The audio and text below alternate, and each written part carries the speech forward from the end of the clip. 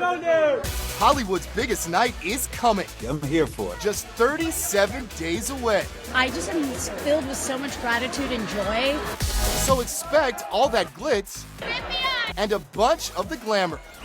Even though this year's show will be a bit different after the inferno that ripped through Los Angeles.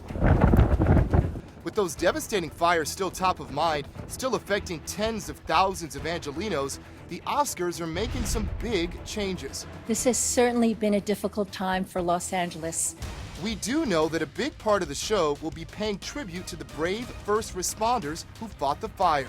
You can still pay deep respect to Los Angeles and the first responders and still have a show that's entertaining. Variety's Clayton Davis says expect fundraising to be a component of the show as well. We don't know how they're going to do that yet, but I still expect to have a fun show. And that could prove to be a tricky gig for first-time host Conan O'Brien. I'm an Oscar winner.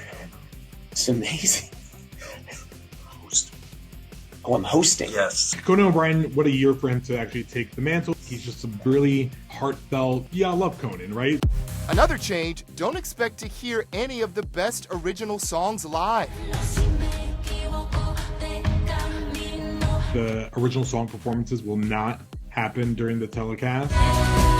Granted, we could have had probably Selena Gomez singing a song. It also opens up some time in the show.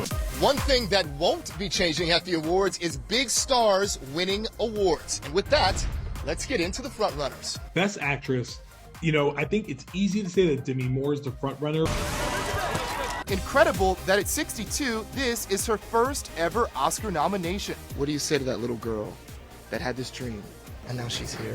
That we did all right, kid. We spoke to the film's director, Coralie Farjat, right after the nomination.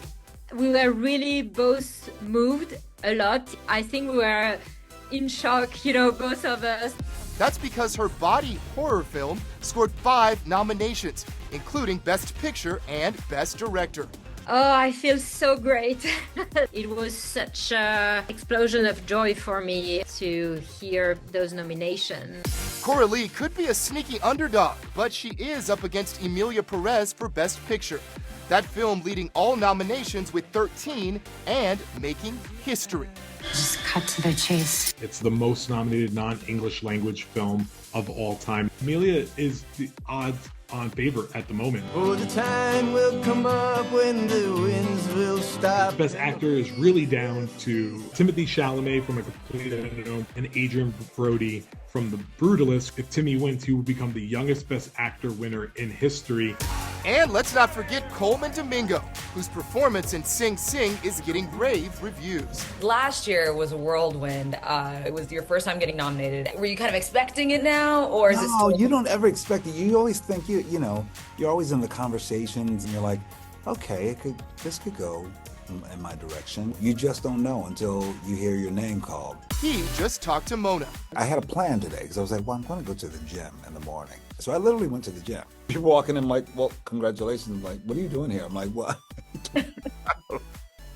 Not many Oscar nominees on the treadmill, I'll say that. That was me.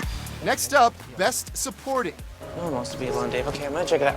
Supporting actor Kieran Culkin has been the frontrunner for quite a while now for Real Pain. Looking at supporting actress, it's down to the musical ladies.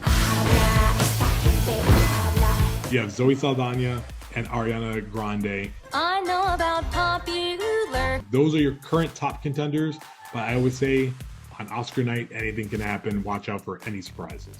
March 2nd on ABC.